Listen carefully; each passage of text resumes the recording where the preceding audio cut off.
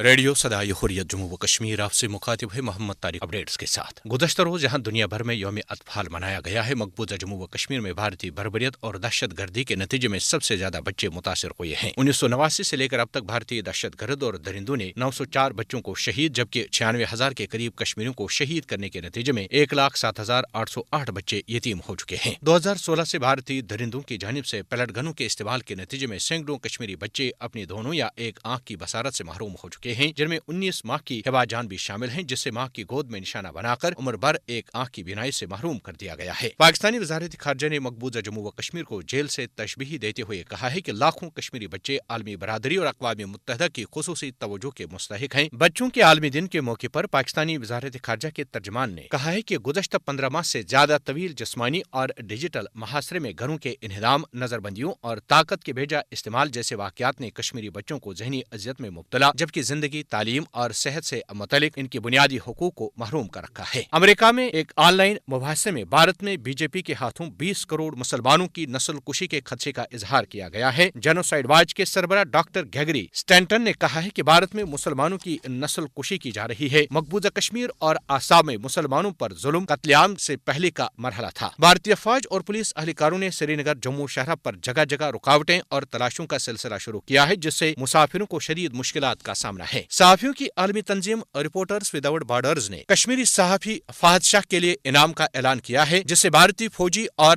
Police اہلکاروں نے پریشان اور ہراساں کیا ہے۔ اپڈیٹس ختم ہوئے۔